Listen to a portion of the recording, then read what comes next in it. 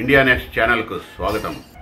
కమెడియన్గా చిత్ర పరిశ్రమలో అడుగుపెట్టి హీరోగా మారి సంచలన చిత్రాలు తీసి చివరకు వ్యసనానికి బానిసై సినిమా పరిశ్రమకు దూరమై తెరమరుగైన గొప్ప నటుడు ఆంధ్రా దిలీప్ చలం.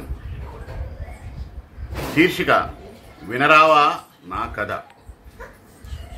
మామా చందమామ వినరావా నా కథ. నిజమే, ఈ సంబరాల రాంబాబుది చిత్రమైన వ్యధ. దిలీప్ కుమార్ స్టైల్, అందమైన స్మైల్, వ్యసనం ముంచేసింది, బ్రతుకు తుంచేసింది. మట్టిలో మాణిక్యం ఈ సత్యకాలపు సత్తయ్య. శారద అనే బుల్లెమ్మనే ప్రేమలో పడేసిన బుల్లోడు. నిజానికి వీరి పెళ్లినాటికి శారద ఊర్వశి, మెడపైన చిలకమ్మ, నింగిలోని బుల్లెమ్మ. కాని చలం చేయించి రాయబారం, వేయించి ప్రేమ తులాభారం, కట్టేశాడు తాళి. పెళ్లి పెటాకులై పాలకొండ బుల్లోడు కొన్నాళ్ళకి ఓటికుండైపోయాడు. మనం బాగుంటే అన్నీ బాగుంటాయన్నమాట చలం జీవితం.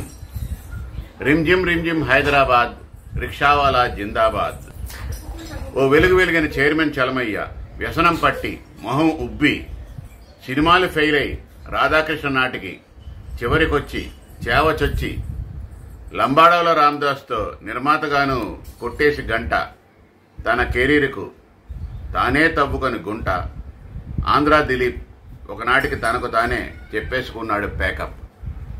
ఎంత గొప్ప నటుడైనా సరే వ్యసనం బారిన పడితే ఇటు జీవితం అటు కెరీర్ రెండూ ప్రమాదంలో పడిపోతాయనే విషయం ఒక్క చలం విషయంలోనే కాదు, అంతకుముందు హర్నాథ్ ఇటువంటి మహానటుల విషయంలో కూడా జరిగింది.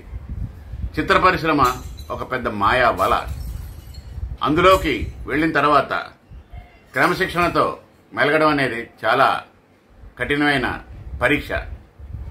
ఆ పరీక్షను దాటలేక కొంతమంది మహానటులు, అంటే ఖర్చుపై నియంత్రణ లేకుండా సినిమాలు తీసిన నాగయ్య గారు అయితేనేమి గాని, ఆయన అలాగే ఎంతో కొన్ని కోట్లు గడించి దాన ధర్మాలు చేసి చివరకు ఆయన కూడా చివరి దశలో మామూలు పాత్రలు వేసి కాలం వెళ్లబుచ్చిన పరిస్థితి ఏర్పడింది.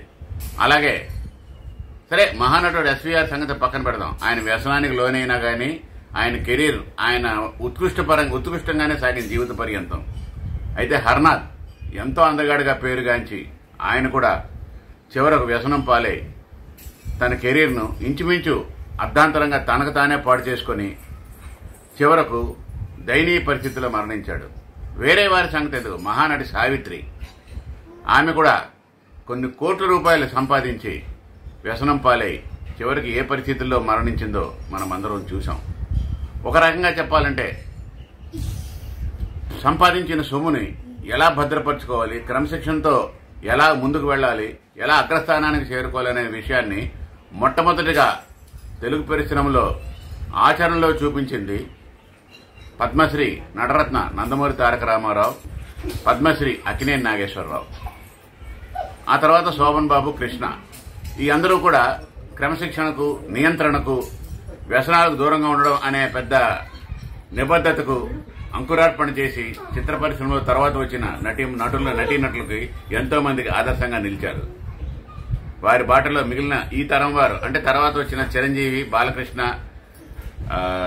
నాగార్జున, వెంకటేష్ కూడా అదే కోవలో నడిచి తెలుగు చిత్ర పరిశ్రమను ఒక అద్భుతమైన కళాకారులకు ఒక అద్భుతమైన వేదికగా, కోట్లు సంపాదించే ఒక మీడియాగా తయారు చేసి ఎంతో మంది తర్వాత వచ్చిన ఎంతో మంది నటీనటులకు మార్గదర్శకం అయ్యారు. రానున్న రోజుల్లో మరింత మంది నటులు చిత్ర పరిశ్రమకు రావాలని, తమ క్రమశిక్షణతో, తమ నిబద్ధతతో ఈ పరిశ్రమకు మంచి పేరు తేవాలని ఆశిస్తూ